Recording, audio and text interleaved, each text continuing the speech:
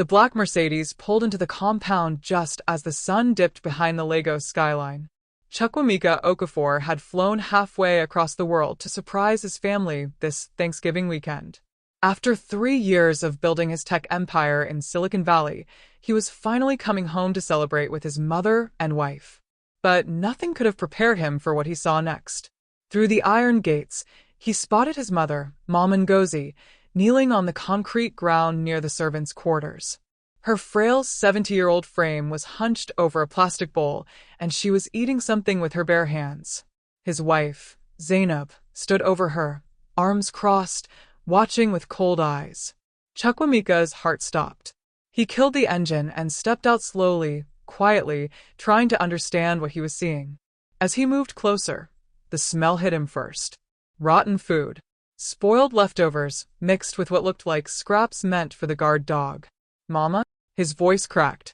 Zainab spun around, her face draining of color.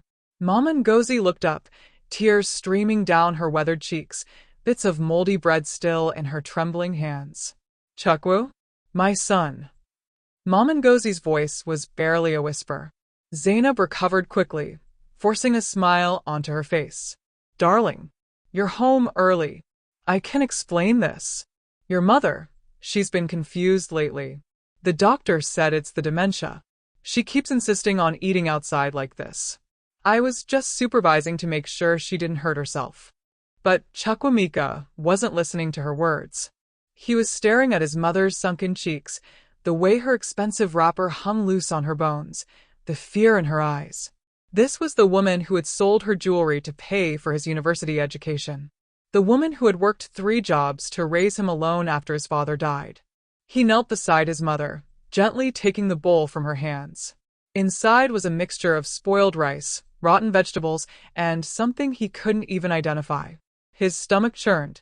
How long? He asked, his voice deadly calm as he looked up at Zainab. How long has this been happening? Chukwu, I told you she's sick. She does this to herself. Don't lie to me. His roar echoed across the compound. The gate man, Akpan, appeared from his post, looking nervous. The housemaid, Blessing, peeked out from the kitchen window. Mama Ngozi grabbed her son's arm with surprising strength. Please, my son. I need to tell you everything. Everything that has happened since you left Nigeria. But not here. Not where she can hear. Zainab's confident mask finally cracked. Mama Ngozi, don't you dare. Remember what I told you would happen if you spoke to him. Chukwuemeka stood up slowly, his 6-foot frame towering over his wife. What did you just say to my mother? The compound fell silent except for the distant sounds of Lagos traffic and evening prayers from a nearby mosque. Zainab's phone buzzed in her pocket. She ignored it, but Chukwuemeka noticed how her hand instinctively moved to silence it. Something was wrong. Very wrong. We're going inside, Chukwuemeka said, helping his mother to her feet. All of us. And someone is going to tell me the truth about what's been happening in my house. As they walked toward the main building, Chukwuemeka glanced back at the servants' quarters. That's when he saw it, something that made his blood run cold. Scratched into the wall, barely visible in the fading light, were words written in what looked like fingernails scraping concrete. Help me. How many times had his mother tried to tell someone? How many times had she suffered in silence while he was thousands of miles away, celebrating his success? But the biggest question that burned in his mind was simple and terrifying. If Zainab could do this to his mother, what else was she capable of? Inside the main house, Chukwuemeka led his mother to the plush sofa in the living room, the same sofa he bought when his first startup sold for millions. Mama Ngozi sat down carefully, as if she wasn't used to sitting on furniture anymore. That observation alone made his jaw clench. Zainab remained standing by the door, her designer heels clicking nervously against the marble floor. Chukwu, baby, let me get your mother some water, and then we can talk about this calmly. Sit down, Zainab. His tone left no room for argument. She sat. Chukwuemeka pulled up a chair directly in front of his mother, taking her weathered hands in his. Mama, tell me everything. From the beginning. Mama Ngozi's eyes darted toward Zainab, fear flickering across her face. Chukwuemeka squeezed her hands gently. Don't look at her. Look at me. I'm here now. Nobody will hurt you. The old woman took a shaky breath. It started 6 months after you left for America. Small things at first. Zainab stopped allowing me to eat with you both at the dining table. She said I made too much noise when I chewed, that it disturbed her digestion. That's not, Zainab started. I said sit down and be quiet. Chukwuemeka cut her off without even looking in her direction. Mama Ngozi continued, her voice growing stronger. Then she moved me from the guest room to the boys' quarters. She said you had approved it, that you wanted the room for when your business partners visited from America. I believed her, because you always signed off on household decisions. Chukwuemeka felt sick. He had given Zainab power of attorney over household matters, trusting her completely. Go on, Mama. The food portions got smaller. First, she said we needed to reduce waste. Then she started giving me only leftovers. 3 months ago, she stopped giving me food from the main kitchen entirely. Said I should be grateful for whatever scraps were available. Tears rolled down Mama Ngozi's face. My son, I was so hungry. Sometimes I would go 2 days without eating. Why didn't you call me? Why didn't you tell me during our video calls? Mama Ngozi glanced at Zainab again, and this time Chukwuemeka saw pure terror in his mother's eyes. Tell him, he commanded his wife. Tell me what you did. Zainab's composure finally shattered. You don't understand the pressure I was under. Your mother was always interfering, always criticizing how I ran the house. She made me feel like a stranger in my own home. So, you starved her? You made her eat trash like an animal? I never. Zainab stopped, realizing her defense was crumbling. She's exaggerating. Your mother has always been dramatic. Chukwuemeka stood up and walked to the kitchen, Zainab's protests following him. He opened the refrigerator and found it packed with expensive imported foods, fresh fruits, imported cheeses, premium meats. Then he opened the separate smaller fridge in the corner, the one that used to store extra supplies. It was locked. Where's the key? He asked. Silence. Where is the key? Blessing, the housemaid, appeared in the doorway. Sir, I have a spare key. I kept it hidden. Her voice shook as she handed it to him. I'm sorry, sir. She threatened to fire me if I told you anything. My family depends on this job. Chukwuemeka opened the locked fridge. Inside were moldy leftovers, spoiled food, and rotting vegetables. This was where his mother's meals had been coming from. He walked back to the living room, his footsteps heavy with rage and heartbreak. Zainab had shrunk into her chair, her expensive jewelry suddenly looking obscene against the backdrop of what she'd done. My mother almost died, he said quietly. While I was in California closing deals and winning awards, my mother was here starving to death in a house filled with food. Chukwu, please let me explain. Explain what? Explain how my mother lost 40 pounds? Explain the bruises I see on her arms? Explain why she was eating garbage like a dog. Mama Ngozi spoke up, her voice steadier now. There's more, my son. Things you need to know about your wife. Things about where your money has been going. Zainab shot to her feet. That old woman is lying. She's always hated me. She's trying to turn you against me because she's jealous of what we have. Chukwuemeka's phone rang. It was Tund, his accountant in Lagos. He answered, his eyes never leaving Zainab's face. Chukwu, thank God you're back. Tund's voice was urgent. We need to talk about some transactions I found. Large withdrawals from your business account. I tried to reach you earlier, but... How much, Tund? Over the past year? Nearly 50 million naira. The room went silent. 50 million naira. Almost $100,000. And Tund, Chukwuemeka said slowly, who authorized these withdrawals? Your wife's signature is on all of them. Zainab's face went white. She backed toward the door, but Chukwuemeka was faster. Oh no, you're not going anywhere. Mama, what else do you need to tell me about my dear wife?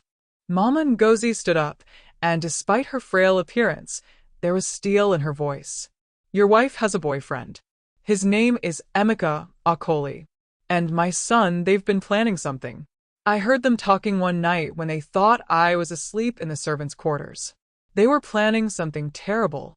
Mom Ngozi, you're confused. The dementia. Zainab's voice was desperate now. I don't have dementia. Mama, Ngozi shouted. That was a lie you told everyone so they would think I was crazy when I tried to tell the truth. Chukwuemeka felt the ground shifting beneath him. His marriage, his trust, his entire life in Lagos had been built on lies. What were they planning, Mama? The old woman looked at him with eyes full of sorrow and fear. They were planning to kill you, my son. To make it look like an accident when you came home for Christmas. They wanted your insurance money and your properties. As if on cue, there was a knock at the door. Before anyone could answer, it swung open, and a tall man in an expensive suit walked in, clearly expecting to find Zainab alone. Baby, I got your text about. The man froze when he saw Chukwuemeka. Zainab made a sound like a wounded animal. And Chukwuemeka realized this nightmare was just beginning. If you're watching this story from somewhere in the world right now, drop a comment below and tell us where you're from.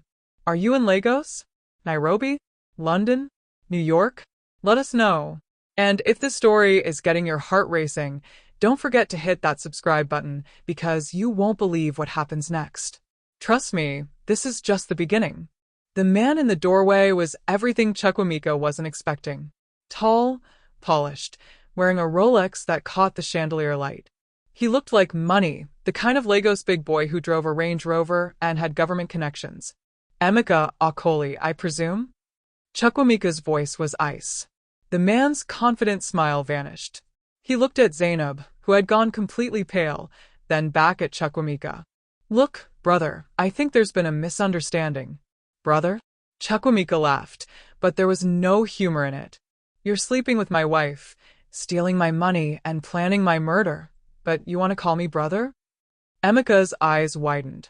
He took a step back toward the door, but Akpan, the gate man, had appeared behind him, blocking his exit. The old security guard looked at Chukwuemeka and nodded once.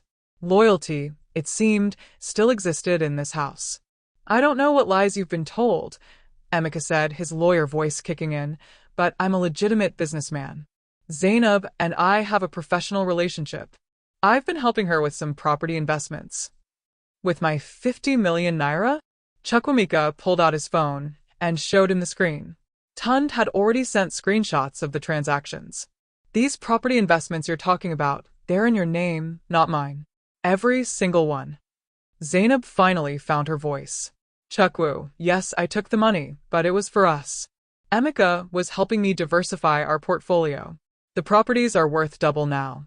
I was going to surprise you. Stop lying. Mama Ngozi stood up, stronger than she'd been all evening. She walked to a bookshelf and pulled out a photo album.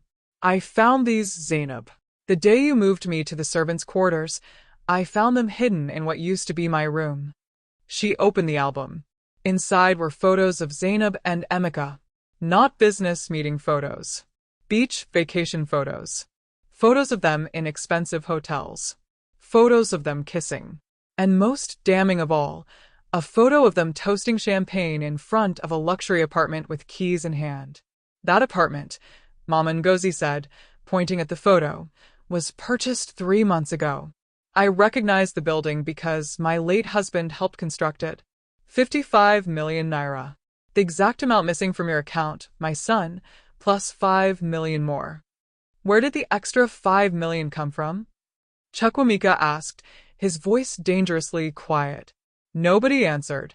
The silence stretched until Blessing, the housemaid, spoke from the doorway. Sir, I can tell you. Please don't be angry with me. Tell me, Blessing.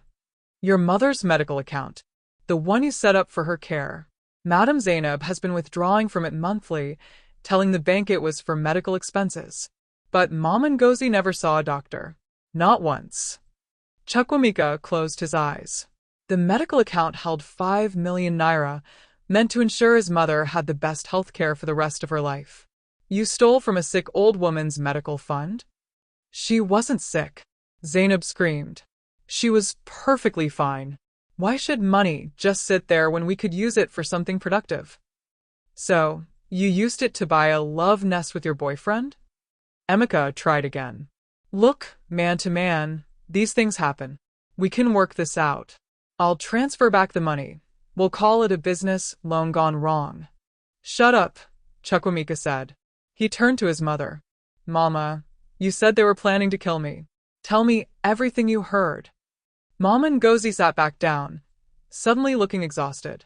It was 2 months ago. Late at night. I couldn't sleep because of hunger. I heard voices in the garden below my window. They thought I couldn't hear them, but sound carries at night. What did they say? Zainab said it needed to look like an accident. Emeka said he knew someone, a mechanic who could tamper with car brakes. They were arguing about timing. She wanted to wait until after you came home for Christmas, said it would be suspicious if you died before visiting. He wanted to do it sooner. The room spun. Chukwuemeka gripped the back of the chair to steady himself. You were going to kill me at Christmas?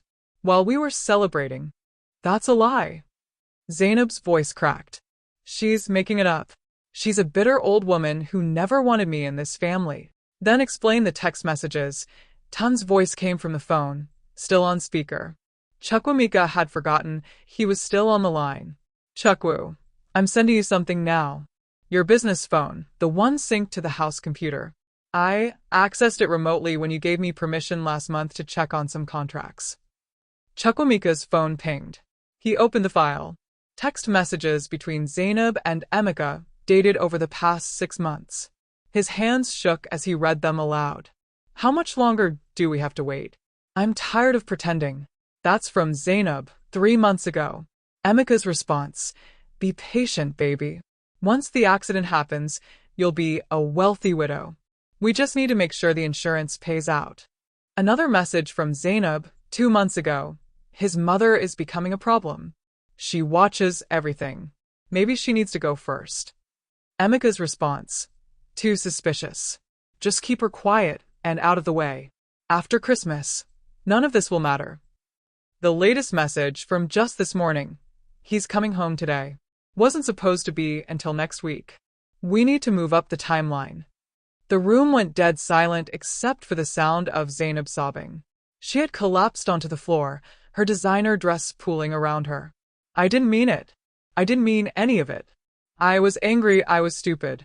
Emeka pushed me into it. He made me think. Don't you dare blame this on me, Emeka snarled. This was your plan from the beginning. You're the one who said your husband was too stupid to notice what was happening right under his nose. I never said. You did. Multiple times. You said he was so busy playing Silicon Valley big shot that he'd abandoned his family. You said he deserved what was coming to him. Chukwuemeka walked to the window, looking out at the Lagos night. 3 years ago, he'd married Zainab in a lavish ceremony at the Civic Center. 500 guests. A performance by a famous musician. It had cost him nearly 20 million naira. His mother had whispered to him that day, My son, are you sure about this girl? I see something in her eyes. He should have listened. He turned back to face the room. Blessing, call the police. Akpan, make sure nobody leaves this house. Chukwu, please. Zainab crawled toward him. I'm your wife. We took vows. For better or worse. You tried to murder me. You tortured my mother. You stole everything I worked for. Those vows mean nothing now. Wait, Mama Ngozi said suddenly. There's one more thing. Something I haven't told you yet. Everyone looked at her. Even in her weakened state, she commanded the room. Zainab, Mama Ngozi said quietly, tell my son about the baby. Zainab's face went white as chalk. What baby? Chukwuemeka asked, his heart sinking even further. Mama Ngozi looked at him with infinite sadness. Your wife is 3 months pregnant. But my son, you haven't been home in over a year. The silence that followed was deafening. Somewhere in the distance, police sirens began to wail, growing closer. Akpan must have called them already. But Chukwuemeka couldn't move, couldn't think, couldn't breathe. Everything he'd built, everything he believed in, was a lie. And the worst part? He was just beginning to discover how deep the betrayal truly went. Now, we want to hear from you. Have you ever trusted someone completely, only to discover they weren't who you thought they were? What would you do if you were in Chukwuemeka's position right now? Drop your thoughts in the comments below. And if this story is keeping you on the edge of your seat, smash that like button and share this video with your friends. They need to see this. The police arrived within 20 minutes, 2 officers in the standard black uniform of the Nigerian police force. The senior officer, Inspector Adeyemi, was a woman in her 40s with sharp eyes that missed nothing. She surveyed the scene, taking in the crying woman on the floor, the nervous man by the door, the frail elderly woman on the sofa, and Chukwuemeka standing rigid by the window. Someone called about a domestic disturbance and possible fraud? Inspector Adeyemi asked. More than fraud, Chukwuemeka said, finding his voice. Attempted murder, theft, and elder abuse. He handed her his phone with all the evidence Tund had sent. The inspector scrolled through the messages, her expression darkening with each screen. These are serious allegations. We'll need to take statements from everyone. She looked at Emeka. And you are? Emeka Okafor. I'm a property developer. I've done nothing wrong. The messages suggest otherwise. She nodded to her junior officer. Take him to the station. We'll interview him there. You can't do this. Do you know who I am? My uncle is a senator. One phone call and your career is finished. Inspector Adeyemi smiled coldly. Mr. Okafor, I've been in the force for 22 years. I've heard that threat at least 100 times. It never works out the way people think. She turned to Zainab. Mrs. Okafor, you'll need to come with us as well. No, please, Zainab begged, grabbing Chukwuemeka's leg. Chukwu, don't let them take me. I'm pregnant. Think about the baby. Whose baby is it, Zainab? His voice was hollow. She opened her mouth, closed it, then burst into fresh tears. The answer was written all over her face. As the officers led them out, Emeka turned back one last time. You think you've won? You have no idea how deep this goes. No idea at all. The threat hung in the air long after the police van drove away. Chukwuemeka finally allowed himself to collapse into a chair. Blessing brought him water, her hands shaking. Sir, I'm so sorry. I should have told you sooner. I should have found a way. It's not your fault, Blessing. She threatened your job, your family's livelihood. I understand. He looked at the young woman. How long have you known? About 6 months, sir. I saw Mr. Emeka leaving early one morning when you were in America. Then I noticed the food situation with Mom Ngozi. I tried to sneak her extra food when Madam wasn't looking, but she caught me twice and reduced my salary as punishment. She reduced your salary for feeding my mother? Blessing nodded, tears streaming down her face. I kept working because I thought if I quit, there would be nobody here to help Mom Ngozi at all. So I stayed. Chukwuemeka stood and hugged her. Thank you.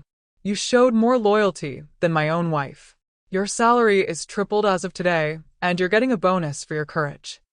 After Blessing left to prepare food for Mom Ngozi, Chukwuemeka sat beside his mother.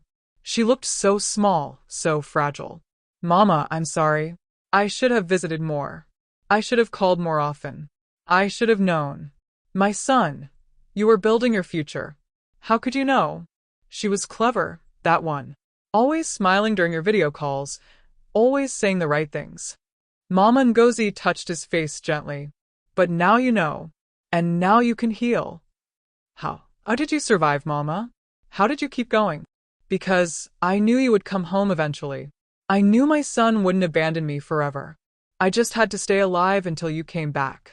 She smiled weakly. And I did. A knock at the door interrupted them. Akpan entered, looking worried.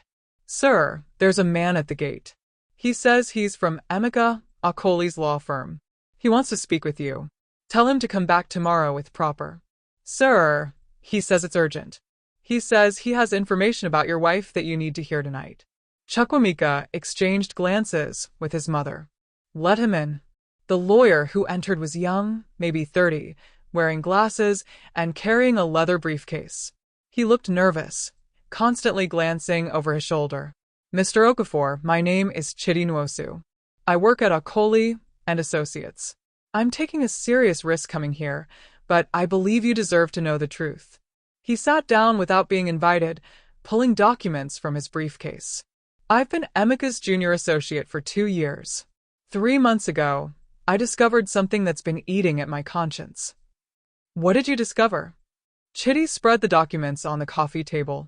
Your wife and Emeka have been planning this for over 2 years, since before you even left for America. They met at a business conference in Abuja. The affair started immediately. 2 years. Before he'd even gotten on the plane to California. Chukwuemeka felt sick. It gets worse, Chitty continued.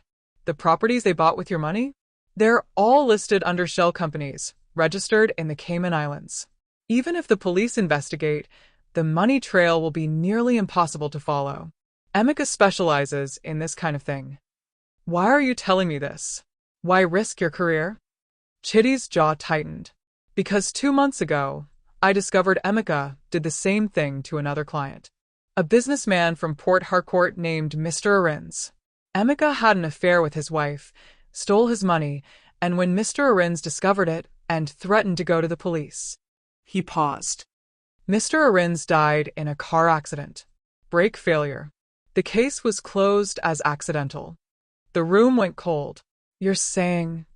I'm saying your wife and Emeka have done this before. And they got away with it. Mr. Arins' widow inherited everything, split it with Emeka, and disappeared to Dubai. I have proof, bank statements, communications, everything. But I was too afraid to come forward until now. Mama Ngozi gasped. They've killed before? I believe so, yes. And from what I overheard in the office today, they were planning to do it again. When Emeka got Zainab's text that you'd arrived home early, he panicked. That's why he came here tonight, to warn her that the timeline had changed. Chukwuemeka stood and paced the room. Why didn't you go to the police yourself? Because Emeka's uncle really is a senator. Senator Okoli controls half the police commissioners in Lagos. I went to the authorities once before with evidence of another crime Emeka committed. The next day, I was arrested on false drug charges. Spent 3 days in jail before my family could bail me out. They made it clear what would happen if I spoke up again. So, why risk it now? Chitty looked him straight in the eye. Because I'm tired of being a coward. Because Mr. Arins had 3 children who still don't know their father was murdered. And because when I heard that your mother was being abused, that she was being starved and treated like an animal, I couldn't stay silent anymore. My own mother is elderly. I couldn't live with myself if I didn't at least try to help. Chukwuemeka felt a surge of respect for this young man. What do you need from me? Protection. Help getting this evidence to someone who can't be bought. And maybe, if this works out, a job reference when I inevitably lose mine. He smiled grimly.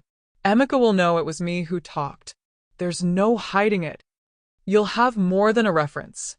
You'll have a job at my company if you want it. Chitty nodded gratefully and pulled out a flash drive. Everything is on here. Bank records, email communications, and most importantly, a recording. Emeka gets drunk sometimes and brags about his schemes. I recorded one of those conversations 6 weeks ago. He talks about Mr. Arins. He talks about you. He even jokes about how easy it is to manipulate lonely housewives. As Chukwuemeka plugged the flash drive into his laptop, his phone rang. It was Inspector Adeyemi. Mr. Okafor, we have a problem. Emeka Okoli made his phone call. Within 30 minutes, we received orders from above to release him. He's walking out of the station as we speak. What about my wife? She's still here, but honestly, I don't know how long I can hold her either. The pressure is coming from very high up. She lowered her voice. Mr. Okafor, be careful. Emeka Okoli has powerful friends. People who make problems disappear. The call ended. Chukwuemeka looked at Chitty, then at his mother, then at the evidence spread across his coffee table. Mama, he said quietly, I think we need to leave Lagos tonight. Run? You want to run from your own home. Not run. Regroup. We need time to build a case that even a senator can't bury. He turned to Chitty. How long do we have before Emeka realizes you've betrayed him? Chitty checked his watch. They released him 20 minutes ago. He'll go straight to the office to secure his files. When he finds them missing, he'll know. So maybe an hour, maybe less. Then we move now. Chukwuemeka started making calls. His pilot, his security team, his lawyers in America. Wheels were set in motion. Akpan appeared in the doorway again, this time looking terrified. "Sir, there are men outside the gate. 4 of them, in a black SUV. They're not police. And they're asking for you by name." Through the window, Chukwuemeka could see the vehicle. The men inside weren't trying to hide. They wanted to be seen. It was a message. His phone buzzed. A text from an unknown number. "Give back what doesn't belong to you, and nobody gets hurt. You have 1 hour." Mama Ngozi grabbed his arm.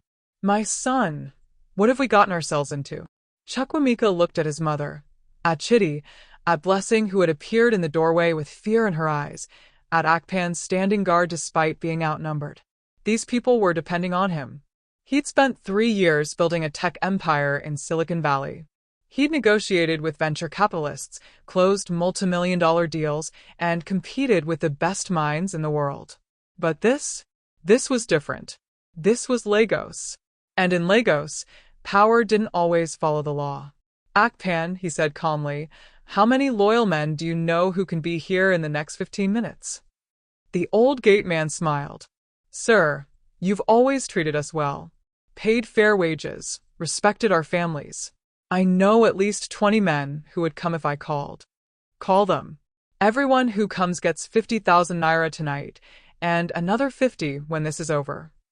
He turned to Chidi. "Make copies of everything. Send them to every news outlet in Nigeria. Every blog, every newspaper, every TV station. Make this so public that even a senator can't cover it up." "They'll kill me," Chidi said, but he was already opening his laptop.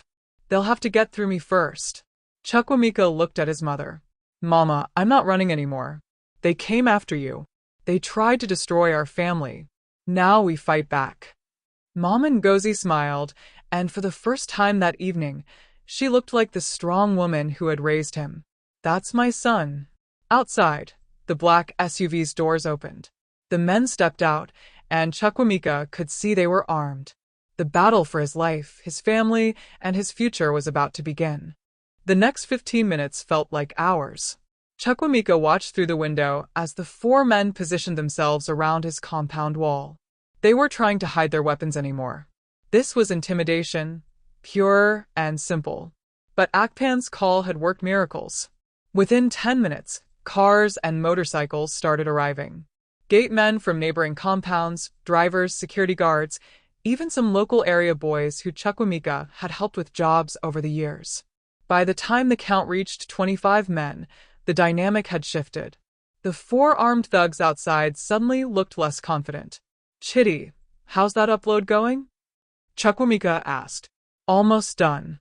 I'm sending everything to Linda Ikeji's blog, Sahara Reporters, Channels TV, and about 15 other outlets. Once this hits the internet, there's no taking it back." Chukwuemeka's phone rang. Unknown number again. He answered on speaker. "Mr. Okafor." The voice was smooth, educated, dangerous. "My name is Senator Oluyemide Okoli. I believe you have my nephew in some trouble tonight. Your nephew tried to steal my money and murder me. I'd say he got himself into trouble." The senator chuckled. "I admire your courage, but you're making a mistake. In Lagos, there are people you can fight and people you cannot. I am in the latter category." "Is that a threat, Senator?" "It's a reality check. Right now, my nephew is a free man. Your wife will be free within the hour. The charges will disappear. The evidence will be questioned. And you will be left with nothing but legal bills and a reputation as a troublemaker. Unless you're reasonable. Return the documents my nephew's former associate stole. Drop all charges. Sign over the properties your wife purchased. They're legally hers anyway as your spouse. Do this, and you can have a quiet divorce, keep your business, and we all move on with our lives." "And my mother? What about what they did to her?" "Your mother is old, Mr. Okafor. These things happen in families. Care homes are expensive. Sometimes elderly relatives become burdens. No court will convict anyone for a family dispute." The casual dismissal of his mother's suffering made Chukwuemeka's blood boil. "I have a counteroffer, Senator." "I'm listening." In about 5 minutes, Every major news outlet in Nigeria will have evidence of your nephew's crimes. Not just against me, but against Mr. Arins from Port Harcourt. Remember him? The businessman who died in a convenient car accident 2 years ago. The silence on the other end was telling. I have recordings, Senator. Your nephew bragging about murder. I have bank statements showing how you helped hide the money in offshore accounts. I have everything. So here's what's going to happen. You're going to call off your thugs. You're going to let the police do their job. And you're going to pray that when this all comes out, you're not standing too close to your nephew when he goes down. You're making a very big mistake. No, Senator. You made the mistake when you thought you could threaten me in my own home. When you thought I would let you get away with what was done to my mother. I've been in Silicon Valley for 3 years, fighting with sharks who make you look like small fish. You don't scare me. He hung up. Mama Ngozi was staring at him with wide eyes. My son, you just threatened a senator. I stated facts, Mama. There's a difference. His phone pinged. A message from Chitty. Files uploaded. It's done. No going back now. Within seconds, his phone started ringing. News outlets wanting confirmation. Lawyers offering services. And then, the one call he'd been waiting for. Inspector Adeyemi. Mr. Okafor, what did you do? My station just got flooded with media calls. The story is everywhere. Photos of your wife and Emeka Okoli, bank statements, everything. The commissioner himself just called me. He's ordering a full investigation. Can you hold my wife now? I can hold her for 48 hours minimum while we investigate. And Mr. Okafor? My supervisor just told me that Senator Okoli's office called, demanding we drop the case. But with this much media attention, they can't bury it anymore. You just forced their hand. Good. That was the plan. Outside, the black SUV was pulling away. The thugs had received their orders. Fight a private citizen, that was one thing. Fight a media sensation with dozens of witnesses and cameras recording, that was suicide. Chukwuemeka allowed himself a small smile. Round one to him. But the victory was short-lived. Chitty's laptop suddenly displayed a new email. Mr. Okafor, you need to see this. The email was from Zainab, sent from the police station somehow. It contained a video file. Chukwuemeka clicked it, and his wife's face appeared on screen. She'd been crying, but now she looked composed, almost cold. Chukwu, if you're watching this, then you've gone public with your accusations. I want you to know something. The baby I'm carrying? It's yours. He felt his heart stop. I know what you're thinking. How is that possible when you haven't been home in a year? Well, remember your last visit? 15 months ago, before you flew back to California? That weekend we spent at the Eco Hotel. He remembered. It had been their anniversary. They'd seemed happy then. I got pregnant that weekend. I've known for over a year. But I didn't tell you because by then, I'd already met Emeka. I was already planning to leave you. I kept the pregnancy secret because a baby makes everything more complicated in a divorce. More expensive for you. Mama Ngozi gasped. She's lying. She has to be. But Zainab continued. I have medical records, Chukwu. DNA tests can be done even before birth. And when they prove this baby is yours, you're going to look like a monster. A billionaire who abandoned his pregnant wife, who publicly humiliated her, who had her arrested while she was carrying his child. The media loves stories like this. Rich man destroys innocent woman. The video ended. Chukwuemeka sat in stunned silence. If she was telling the truth, if the baby really was his, then everything changed. He'd just unleashed a media firestorm on the mother of his child. It's a trap, Chitty said quietly. Even if the baby is yours, she's using it as leverage. She wants you to drop the charges, to back down out of guilt. But what if she's telling the truth? What if I have a child? Mama Ngozi took his hand. Then you deal with it. You provide for your child. But you don't let a woman who tried to murder you use that child as a shield. She made her choices, my son. Now, she must face the consequences. His phone rang again. This time it was Tund. Chukwu, we have a bigger problem. I just got a call from your bank. Someone tried to wire transfer all of your remaining funds to an offshore account. They used your credentials, your security codes, everything.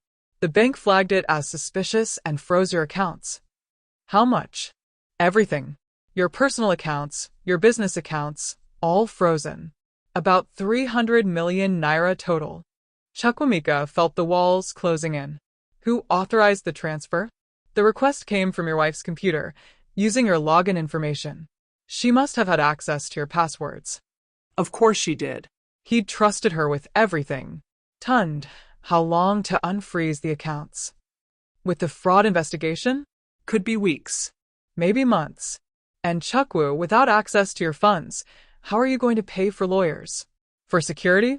For all of this? It was a good question.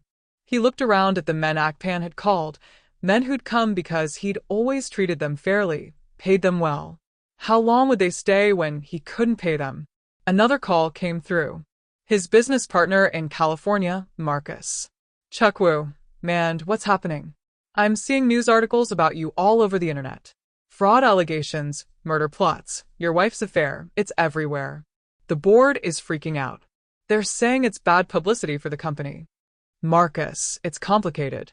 They want you to step down as CEO. Just temporarily, until this blows over. You understand, right? It's just business. Just business. The company he'd built from nothing, and they were pushing him out because of a scandal he didn't create. I need a few days to sort this out, Chukwuemeka said. You have 48 hours. Then we hold a board vote. I'm sorry, man. I'll try to buy you time, but you know how these corporate types are. Everything was falling apart. His marriage, his money, his company, all of it crumbling in one night. Blessing appeared with food for Mom and Ngozi. Simple jollof rice and chicken, but his mother ate it like it was a feast. Watching her, seeing how grateful she was for basic food after months of starvation, reminded Chukwuemeka why he was fighting. Sir, Akpan said from the doorway. There's someone else at the gate. A woman. She says she's Mr. Arin's widow. Everyone turned to look at him. The widow of the man Emeka and Zainab had killed before. Let her in, Chukwuemeka said. The woman who entered was in her early 30s, dressed in a simple black dress. She carried herself with quiet dignity, but her eyes held years of pain. Mr. Okafor, my name is Adiz Arins. I heard about what happened to you tonight. I heard that you're fighting against Emeka Okoli and his family. She sat down, her hands shaking slightly. I need to tell you about my husband. I need to tell you the truth about how he died. Mrs. Arins, I'm so sorry for your loss. Don't be sorry yet. Be angry. Because my husband didn't die in an accident. Tears streamed down her face. I killed him. The room went silent. I didn't mean to, she continued, her voice breaking. But I might as well have. You see, I was the one having the affair with Emeka. I was the one who helped him steal my husband's money. And when my husband found out, when he threatened to go to the police, I told Emeka. I warned him. And 3 days later, my husband's brakes failed on the third mainland bridge. She looked up at Chukwuemeka, her eyes hollow. I've lived with that guilt for 2 years. I took the money Emeka gave me and ran to Dubai. But I couldn't sleep. Couldn't eat. My children ask about their father, and I have to lie to them every single day. So when I saw your story online tonight, I got on the first flight back to Lagos. Because I can't let Emeka do this to another family. I can't let another woman make the mistake I made. Why are you telling me this? Because I'm turning myself in to the police. I'm confessing everything. And I'm testifying against Emeka Okoli, his uncle the senator, and everyone else involved. I don't care what happens to me anymore. I just want justice for my husband. And I want to stop them before they kill you too.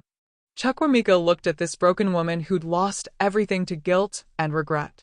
Then he looked at his mother, who'd survived months of abuse through sheer will. He thought about his wife, pregnant with possibly his child, sitting in a police cell. He thought about Emeka Okoli, probably calling in more favors, preparing his next move. And he made a decision. Mrs. Arins, thank you for coming forward. Your testimony could save my life. He turned to Chitty. How fast can you set up a press conference? A press conference? Now. Right now. Tonight. I want every media outlet in Lagos here. I want cameras, reporters, live streams, everything. If we're doing this, we're doing it big. We're going to tell the whole truth, and we're going to do it in a way that even Senator Akoli can't spin. Mama Ngozi smiled. That's my son. When they push you down, you stand up swinging. Within an hour, Chukwuemeka's compound had transformed into a media circus. Camera crews, journalists, bloggers with their phones, all crammed into his front yard. Inspector Adeyemi had arrived with additional officers, taking Adizarin's confession officially on camera. Chukwuemeka stood before the cameras, his mother beside him, Chidi and Adiz flanking them. The lights were blinding, but he never felt more clear-headed. My name is Chukwuemeka Okafor, he began. And tonight, I'm going to tell you a story about greed, betrayal, and murder in Lagos. What would you have done if you were in Chukwuemeka's position? Would you have gone public with everything, or try to handle it privately? Drop your thoughts in the comments below. And if you're feeling the story, hit that like button and make sure you're subscribed because the next chapter is going to blow your mind. Trust me, you don't want to miss what happens next. The press conference lasted 2 hours. Chukwuemeka told everything, holding nothing back. The cameras captured every word, every emotion, every piece of evidence.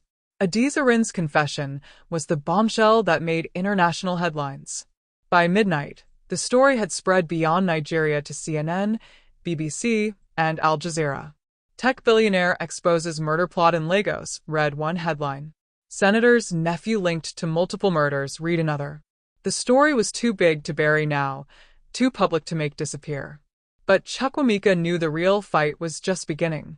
By morning, his compound was surrounded by media vehicles and curious neighbors. Mama Ngozi had finally gotten a full night's sleep in a proper bed, with proper food in her stomach. Watching her rest peacefully was worth everything he was about to face.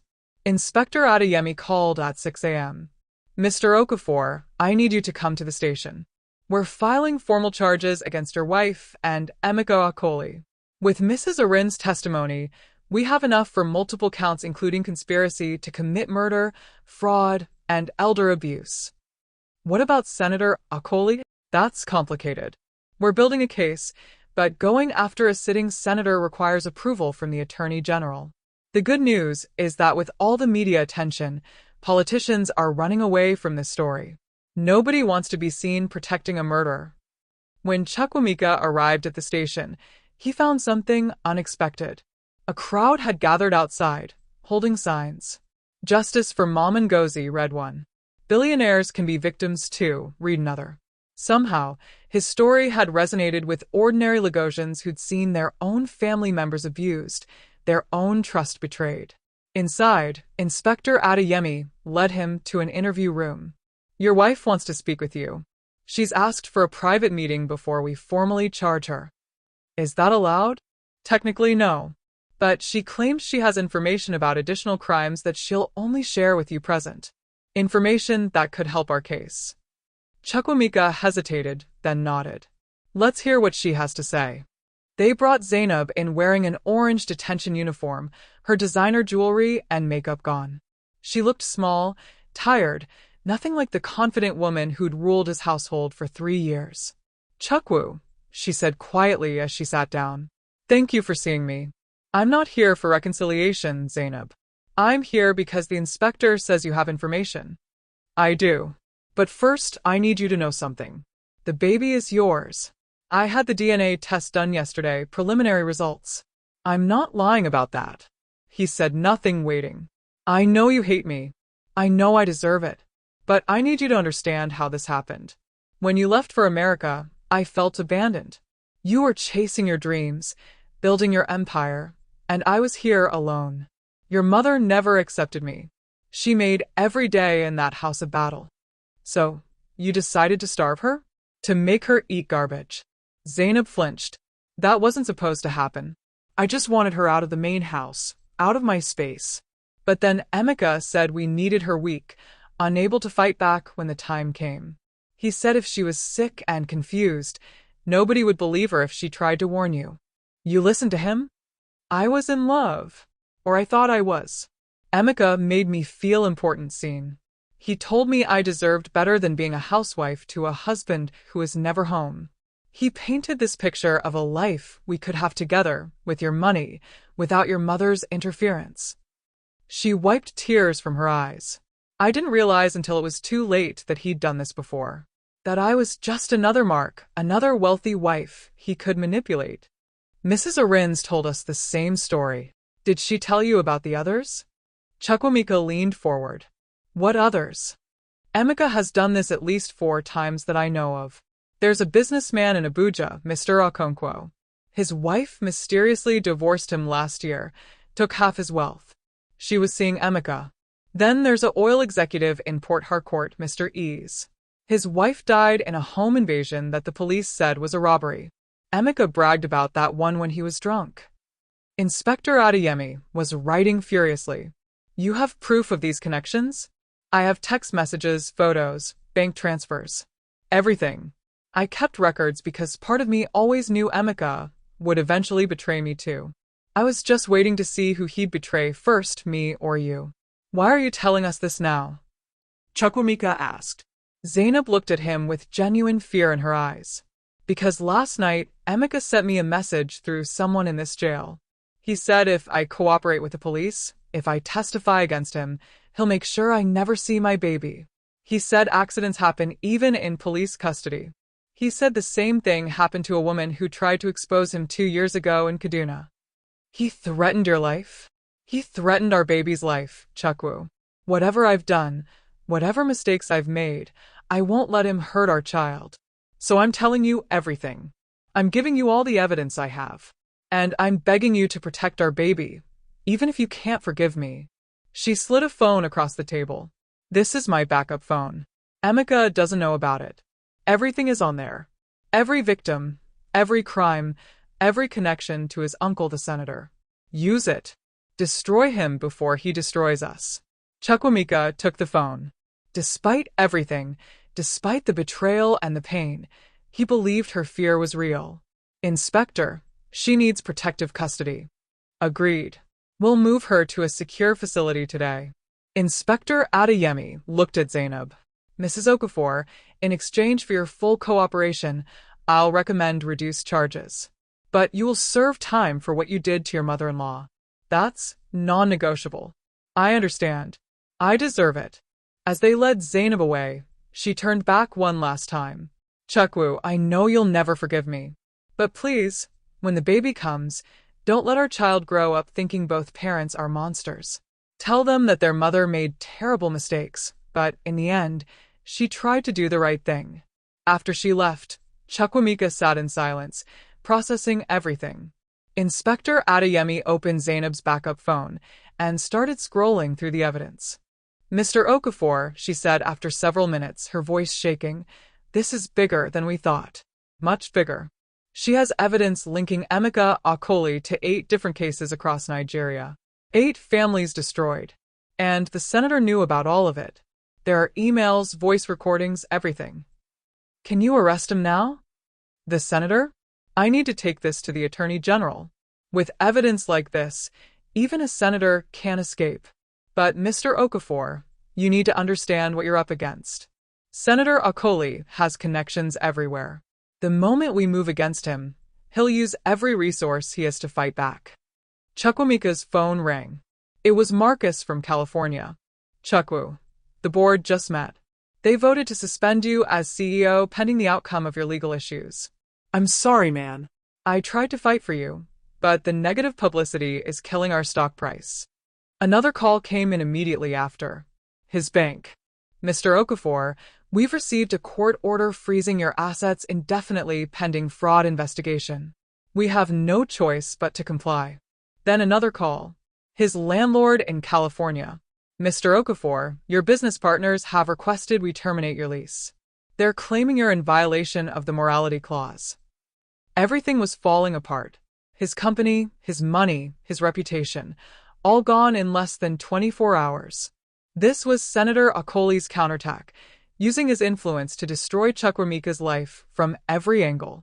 He stepped outside the police station and called Chitty. How bad is it? Bad. I've been fired. My bank account has been frozen too. They're claiming I stole company files. And Chukwu, someone broke into my apartment last night. They took my laptop, my backup drives, everything. Are you safe? For now. I'm staying with my parents in Ikorodu, but I'm scared. These people play for keeps. Chukwuemeka looked at the crowd outside the station, ordinary Nigerians who'd rallied behind his story. Then he thought about his mother, finally safe and healing. He thought about the baby growing inside Zainab, his child, innocent in all of this. And he realized something.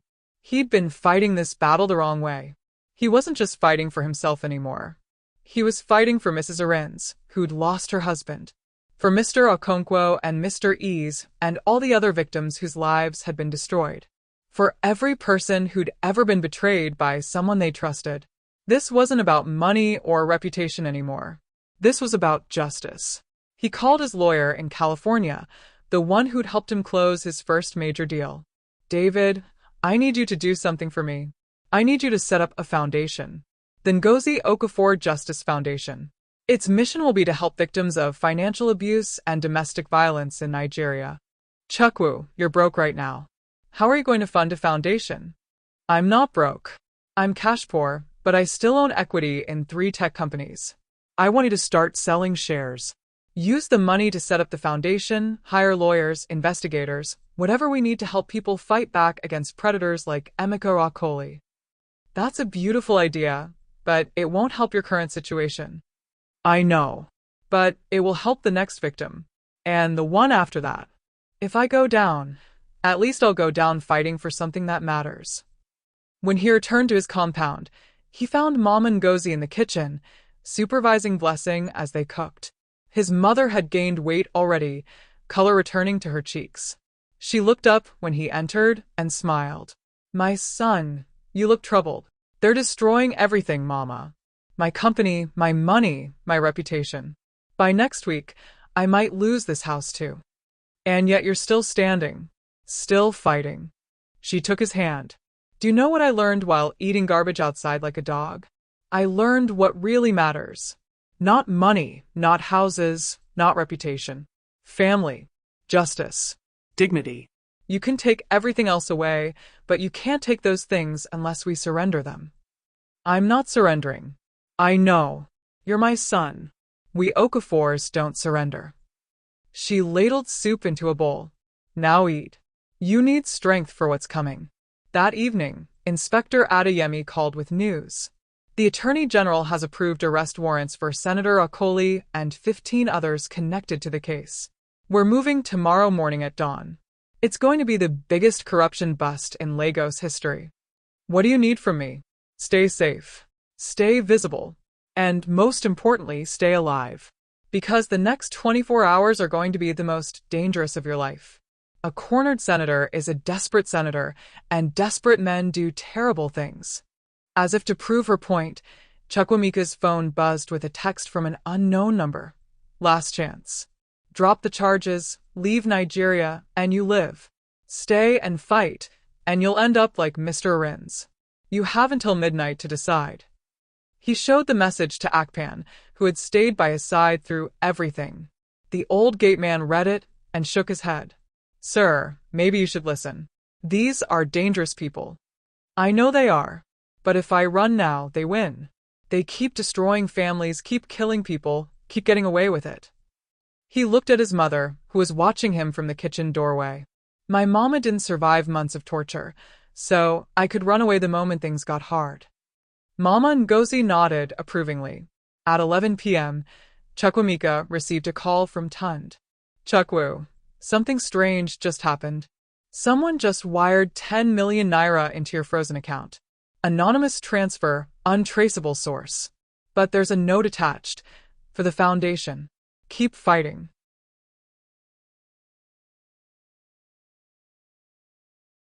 Who would do that? I don't know. But within minutes, more transfers started coming in. Small amounts, hundreds and thousands of naira, from people all over Nigeria.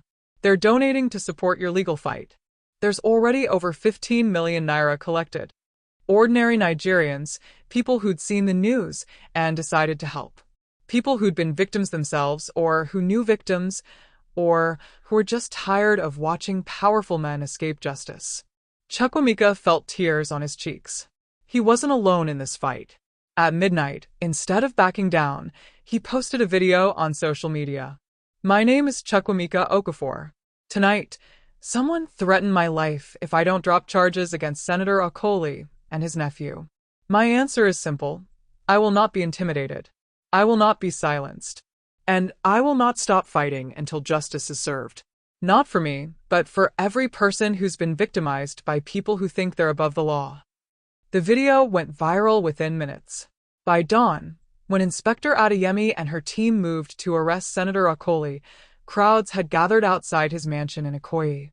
News helicopters circled overhead. The whole nation was watching. There would be no cover-up this time. No making this disappear. But as Chukwuemeka watched the news coverage, his phone rang one more time. The voice on the other end was cold, calculating, and terrifyingly calm. "Mr. Okafor, my name is Chief Adebayo. I'm what you might call a problem solver for important people. Senator Okoli is my client. And I need you to understand something very clearly.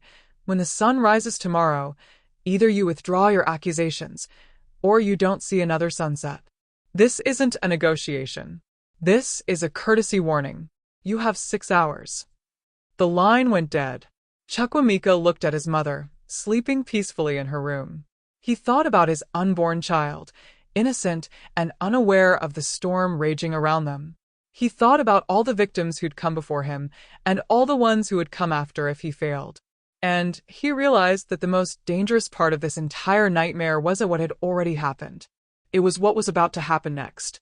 The sun rose over Lagos at 6 a.m., painting the sky in shades of orange and gold. Chukwuemeka hadn't slept. He'd spent the night coordinating with Inspector Adeyemi, moving Mom Ngozi to a secure location, and preparing for whatever Chief Adebayo had planned. At 7 a.m., the news broke. Senator Okoli had been arrested at his mansion. The footage showed him being let out in handcuffs, shouting about persecution and political enemies. But the evidence was overwhelming. Within hours, 3 other senators connected to the corruption ring had also been arrested. Emeka Okoli was picked up trying to board a private plane to Dubai. The pilot, it turned out, had been paid by Inspector Adeyemi to delay the flight just long enough for the police to arrive. By noon, Nigeria was celebrating. Social media exploded with praise for the police, for Chukwuemeka's courage, for the ordinary citizens who donated money to help fight corruption. The story had become bigger than one man's betrayal. It had become a symbol of hope that justice could still prevail. But Chukwuemeka wasn't celebrating yet. Chief Adebayo's threat still hung over him like a dark cloud. At 2 p.m., his phone rang. Unknown number. "Mr. Okafor." Chief Adebayo's voice was surprisingly pleasant. "I see my warning didn't convince you. That's unfortunate. But I'm a man who keeps his promises. Then come for me. I'm not hiding." "Oh, I'm not coming for you, Mr. Okafor. That would be too obvious, too traceable. No, I've chosen a different target. Someone you care about very much." Chukwuemeka's blood ran cold. "What have you done?" "Check the news in about 3 minutes. And remember, this could have been avoided if you'd just been reasonable." The call ended. Chukwuemeka turned on the television, his hands shaking. For 3 agonizing minutes, he watched regular programming. Then, breaking news flashed across the screen. "We're receiving reports of an incident at the Lagos State Remand Center where Zainab Okafor is being held in protective custody. Details are still emerging, but sources say there's been some kind of medical emergency." No. Not Zainab. Not the baby. He called Inspector Adeyemi, who answered immediately. "I'm already on my way to the prison. Someone poisoned her lunch. She's being rushed to the hospital now." Chukwuemeka grabbed his car keys, but Akpan stopped him. "Sir, if you go there, you're walking into a trap. Chief Adebayo wants you out in the open, vulnerable." "I don't care. That's my child's mother. That's my baby." He drove to Lagos University Teaching Hospital with Akpan and 3 other security men.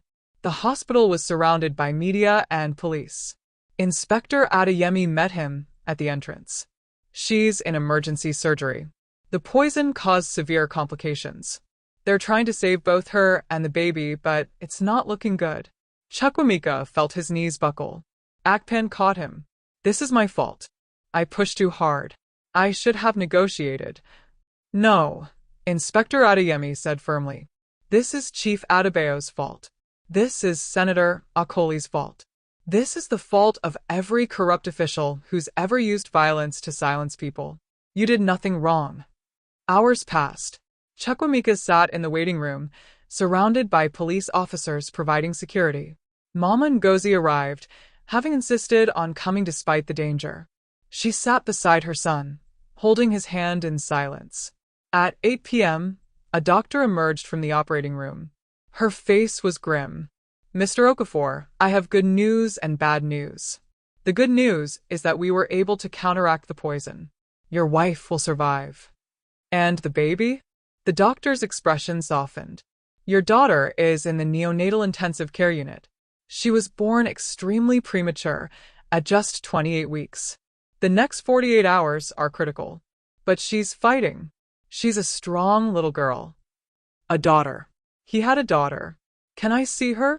They led him to the NICU, where the smallest human being he'd ever seen lay in an incubator, tubes and wires attached to her tiny body.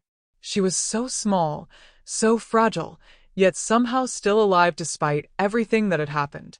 She needs a name, the nurse said gently. Chukwuemeka looked at his mother, who'd followed him into the room. Mama, what should we call her?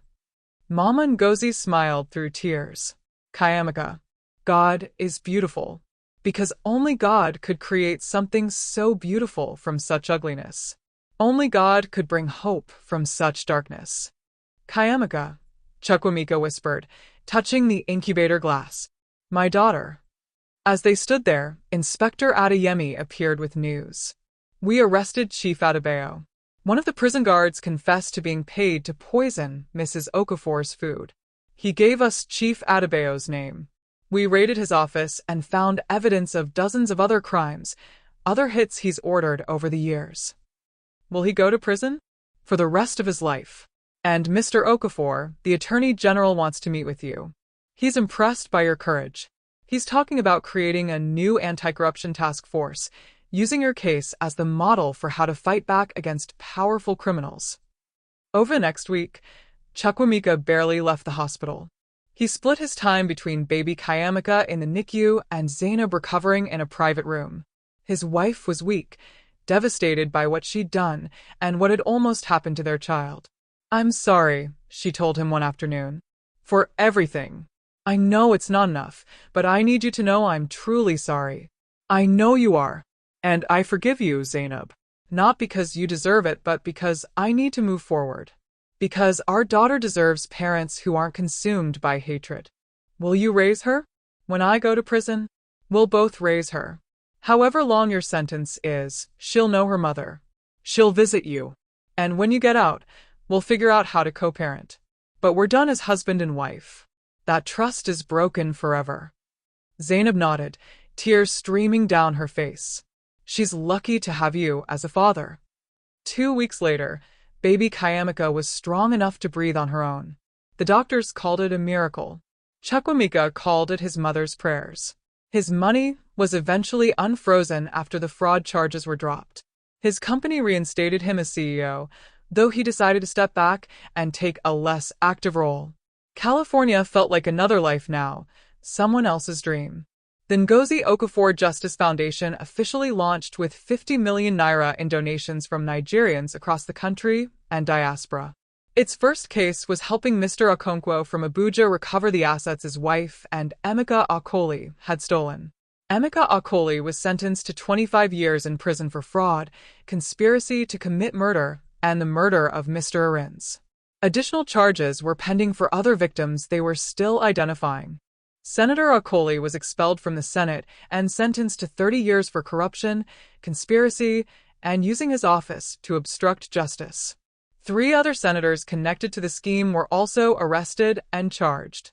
Zainab received a reduced sentence of 7 years for her cooperation.